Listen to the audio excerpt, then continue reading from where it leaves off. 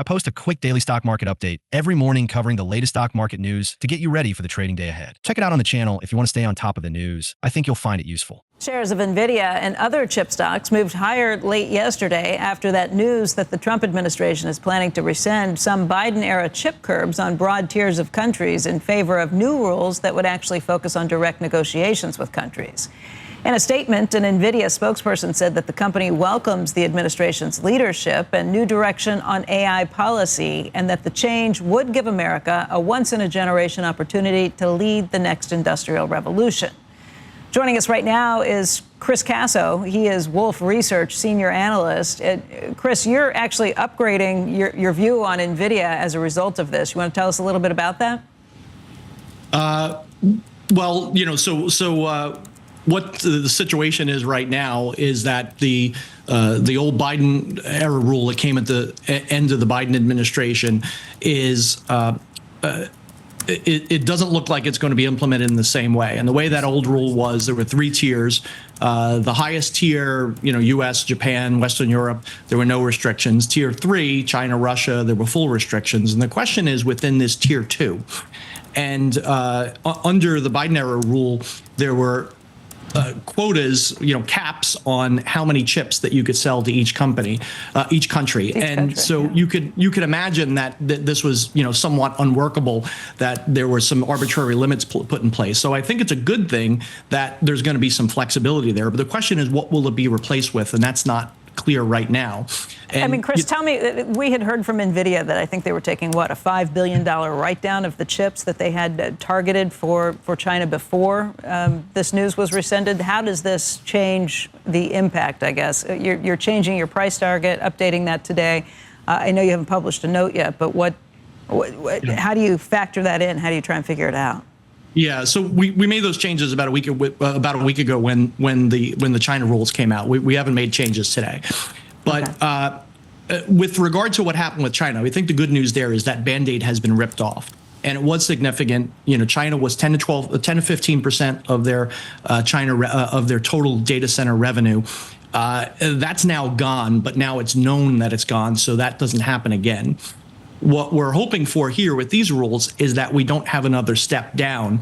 And if the Biden rules were put in place, you would have another step down, because these tier 2 countries, you wouldn't be able to ship as much as you otherwise would to them.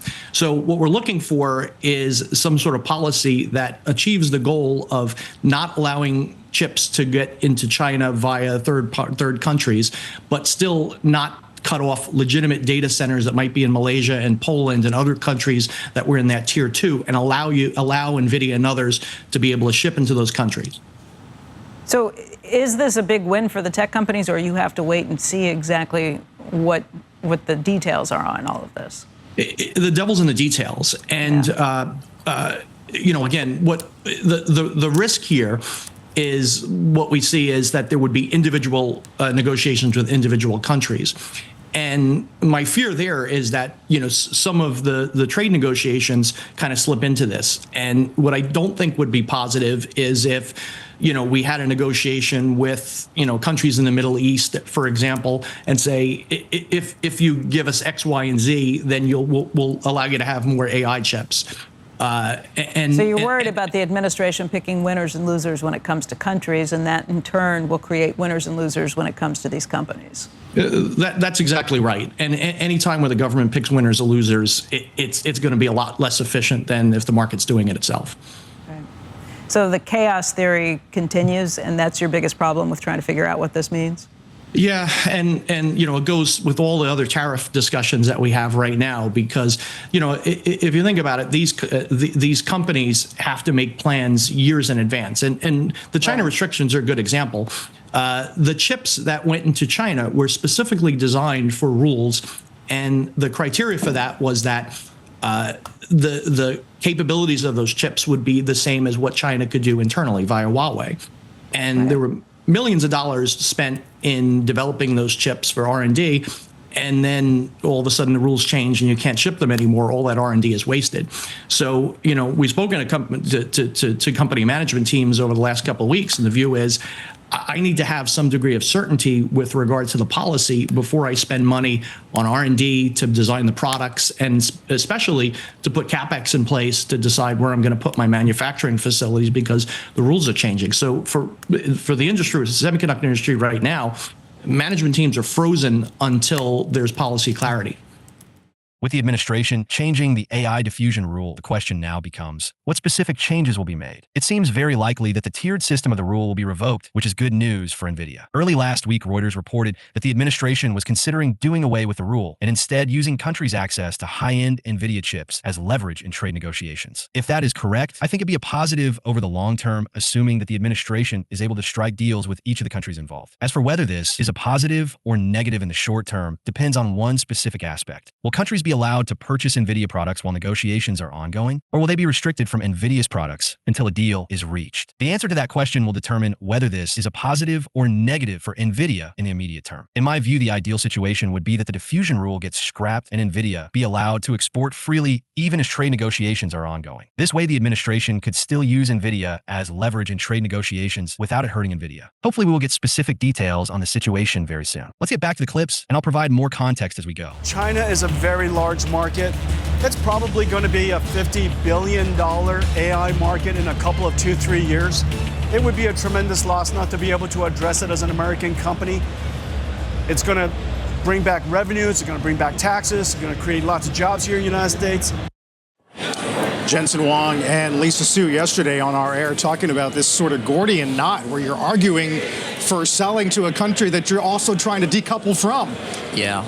Trying to decouple from, but also trying to create business for U.S.-based companies. And also this other piece of the debate, which is the company suggesting, look, China's going to get there anyway, or close enough, and it may be counterproductive to withhold, specific generations of products when it's not necessarily going to preserve an advantage for the U.S. Correct. And not to mention other markets, and that gets to this diffusion rule as well, where conceivably NVIDIA's ability to sell into those markets, AMD's as well, may have been prevented to a certain extent. Not Huawei, which is more and more becoming a competitor at the lower to mid end.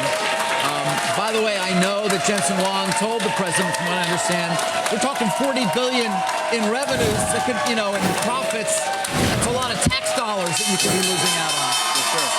I want to stick with semiconductors because your agency confirmed plans to repeal the Biden-era AI diffusion rule. This places export curbs and bans on advanced AI chips. When does that happen, and is there a framework that's going to replace it? Yeah, so we are going to throw that in the trash bin where it belongs next week, okay? So next week, that's going to go in the trash bin, and we're going to come out with a new policy. Because remember, when I led a delegation to Auschwitz, right, for the 80th anniversary of freeing Auschwitz. And the Polish prime minister came up to me and said, what have I done that we would be tier 3 for semiconductor chips? And I was like, I couldn't think of anything that Poland had ever done to us that they would treat them that badly. So what we're going to do is we're going to treat our allies incredibly well. They can buy our chips, but they have to do it in a data center that's operated by an approved American data center operator, someone we trust, and that is connected to a cloud of someone we trust. So trusted data center operator, trusted cloud provider, and that will allow us to really free all our allies to buy chips. And the key last part of that idea, and this is what we're kicking around, and this is where we're leaning, is we want 50% of all of the greatest chips in the world domestic. 50% outside, 50% in America. So America always has the firepower to drive AI domestically. So we'll let all these countries buy if they do it correctly, but they got to also invest here to make sure we have the firepower always in America. That's the right thinking. That's the way we're thinking about it at the Department of Commerce. Interesting, especially since AI is not only an economic issue and a technological issue, but also a national security one, increasingly. All right, I think there are a few important takeaways from Secretary Lutnick's comments. First, the AI diffusion rule is definitely gone. That's good for NVIDIA. Secondly, it sounds like they're going to allow countries to continue buying from NVIDIA even as trade negotiations are ongoing. At least that's what it sounds like to me. If that is correct, then that would be a big positive for NVIDIA. And thirdly, Lutnick's comments that the administration wants 50% of semiconductor production production to be in the United States immediately drew my thoughts to semiconductor tariffs. We have yet to hear news about the Commerce Department concluding its study of the semiconductor supply chain, but hearing Lutnick say they want 50% of semiconductor production to be in the U.S. tells me that they are adamant about making it happen, and therefore we will likely get semiconductor tariffs at some point in the near future. I don't know what the tariff rate will be on semiconductors, but it would not surprise me to see NVIDIA stock TSMC and others initially trade lower on the news whenever we get the official announcement of the semiconductor tariffs. So be prepared for that over the next month or so. All right, so it sounds like the AI diffusion rule is a thing of the past and countries will continue to buy from NVIDIA. That is great news. Now we just have to get past the semiconductor tariffs and the initial hit to NVIDIA earnings from the China H20 restriction this quarter. Once we get past all of that, I think we should be in the clear. While NVIDIA will take a roughly $5.5 billion write-down this quarter due to China restrictions, there could be a potential positive effect of the restriction, and that is higher profit margins. It's estimated that NVIDIA's margin on the H20 is in the 50% range, much lower than NVIDIA's average margin in the 70% range. And so, if NVIDIA stops production of the H20, perhaps we could see higher profit margins moving forward. NVIDIA guided for margins to be in the low 70s this quarter as they expedite manufacturing of Blackwell, and they expect margins to return to the mid-70s in the second half of this year. Perhaps margins could go even higher now if H20 production is off the table, but that remains to be seen. Looking ahead, we have Jensen Huang's keynote at Computex in Taiwan. For those of us in the US, that keynote is scheduled for the night of May 18th. And then we have NVIDIA earnings on May 28th. I would genuinely be surprised if NVIDIA was able to deliver on guidance for the quarter given the $5.5 billion write-down this quarter from the China restriction. At the same time, while I'm no longer optimistic about this specific earnings report, I am still optimistic about NVIDIA's future from a long-term perspective. All of the hyperscalers just told us on their earnings calls that they're seeing extremely strong AI demand, and many of them are not able to meet the demand they are seeing because they are constrained. Amazon CEO even said that as soon as new AI capacity is put in, it gets consumed. We've also heard from many other companies like OpenAI, xAI, and others over the past couple months saying that they're seeing insane levels of consumer AI demand that necessitates more compute from NVIDIA. NVIDIA still maintains a strong competitive moat across both hardware and software, and companies still get a 40x in AI factory revenue when they upgrade to Blackwell equipped with NVIDIA Dynamo. And what company on earth would pass up on a 40x increase in their AI factory revenues? And so, with all of this in mind, it's important to remember that NVIDIA's struggles over the past few months have been due to problems of regulation, not problems of lacking demand. With this in mind, I am optimistic about the future of NVIDIA from a long-term perspective despite the short-term regulatory hurdles and the negative news flow over the past few months. At least that's my view on the situation. Remember to stay calm in this market. Remember to maintain a long-term perspective and do not make any hasty or irrational decisions. With all of that being said, I hope you all have a great rest of the day, and I'm curious to hear your thoughts about NVIDIA in the comments below. Please leave a like on this video so more people will see it. And while you're down there, please consider subscribing. It's free, and you can always change your mind. Thanks for watching, and hopefully I'll see you in the next video.